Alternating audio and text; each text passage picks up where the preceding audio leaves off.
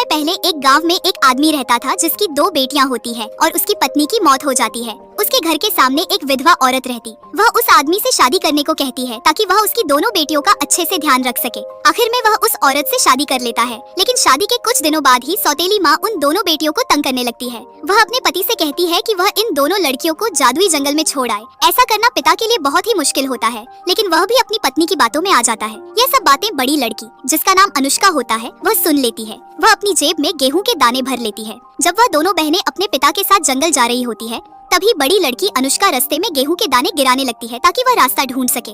जंगल के अंदर आने के बाद उनका पिता कहता है कि अब वह बहुत थक चुके हैं, थोड़ी देर यही आराम कर लेते हैं। जब दोनों लड़कियां गहरी नींद में सो जाती हैं, तभी वह वहां से निकल जाता है। कुछ देर बाद जब दोनों लड़कियां जाग जाती हैं, तब दोनों अपने पिता को ढूंढने लगती है। तभी बड़ी लड़की गेहूं के दानों का पीछा करती है ताकि वह घर जाने का रास्ता ढूंढ सके, लेकिन सभी दाने पंछी खा जाते हैं, जिससे वह रास्ता ढूंढ नहीं पाती है और जंगल में ही भटकने लगती है। तभी छोटी बहन को प्यास लगने लगती है और वह पानी पीने लगती है। तभी बड़ी बहन उसे ऐसा करने से रोकती है, क्योंकि जादुई जंगल होने के कारण जो भी किसी जानवर का झूठा पानी पिएगा वह उसी जानवर में बदल जाएगा। तभी छोटी बहन एक हिरण में बदल जाती है। अब दोनों बहनें घर ढूंढने लगती है। तभी उन्हें एक पेड़ दिखाई देता है, जिसके अंदर जाकर वह सो जाती है। अगले दिन राजकुमार शिकार के लिए जंगल में आता है। तभी वह अनुष्का और हिरण को देखता और उनका पीछा करता है। राजकुमार को देखकर अनुष्का को लगता है कि वह उसकी बहन, जो कि एक हिरण है, उसे न मार दे। तभी वह अपनी बहन को लेकर पेड़ के अंदर घुस जाती है। तभी राजकुमार कहता है कि बाहर आओ, मैं तुम्हें कुछ नहीं करूंगा। तभी अनुष्का अपनी बहन के साथ बाहर आती है। तभी राजकुमार अनुष्का की खूबसूरती देखकर घोड़े से नीचे गिर जाता है और अनुष्का से शादी कर लेता है और उसे अपने महल में ले जाता है।